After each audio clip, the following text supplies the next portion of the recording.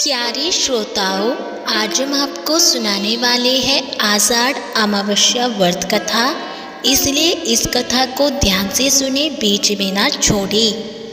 एक समय की बात है कि एक ब्राह्मण अपनी पत्नी के साथ रहता था और वो दोनों ही भगवान विष्णु के बहुत ही बड़े भक्त थे। दोनों प्रतिदिन अपना ज़्यादातर समय भगवान के ध्यान और पूजा पाठ में बिताते थे। ब्राह्मण का घर धन धान्य से भरा हुआ था, किंतु संतान न होने के कारण यह दंपति अत्यंत ही दुखी रहता था। एक दिन ब्राह्मण ने अपनी पत्नी से कहा कि मैं तपस्या करने के लिए वन में जा रहा हूँ, और इसके बाद वह भगवान पर भरोसा और संतान की कामना लेकर वन में तपस्या करने के लिए चला गया। ब्राह्मण को कठोर तपस्या करते हुए कई वर्ष बीत गए, लेकिन उसे फल की प्राप्ति नहीं हुई। अंत में हार मानकर ब्राह्मण ने अपने जीवन को समाप्त करने का निर्णय किया। अपने जीवन समाप्त करने के बारे में सोचकर उसने पेड़ की डाली पर फांसी का फंदा डाल दिया और अपने गले पर बांधने लगा। तभी वहाँ सुख अमावस्या प्रकट होकर बोली कि हे ब्राह्मण, तुम्हारे भाग्य में 7 जन्म तक कोई संतान नहीं लिखी है, किंतु मैं तुम्हें 2 कन्या का वरदान देती हूँ। तुम अपनी एक कन्या का नाम अमावस्या रखना और दूसरी का नाम पूनम रख देना।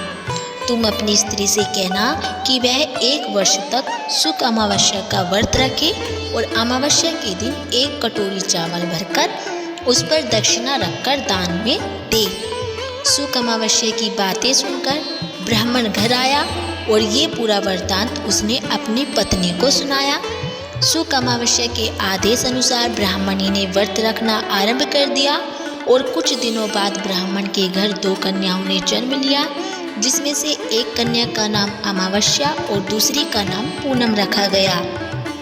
जब ब्राह्मण की दोनों बेटियां बड़ी हुई तो ब्राह्मण ने उनका विवाह कर दिया और बड़ी बहन अमावस्या धार्मिक प्रवृत्ति की थी।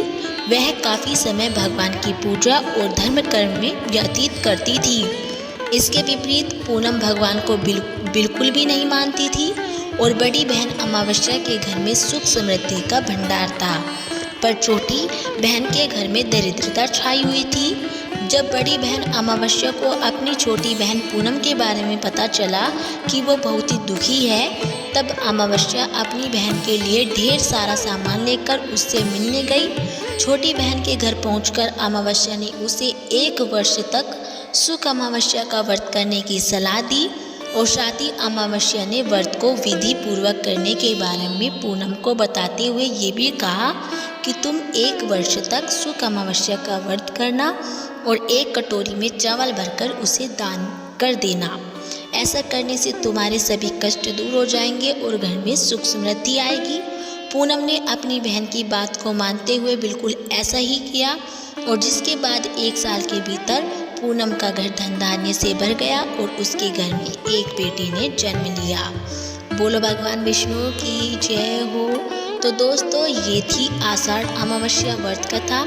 यदि आपको हमारी ये कथा अच्छी लगी हो तो प्लीज़ हमारे वीडियो को लाइक करें और चैनल को सब्सक्राइब करना ना भूलें।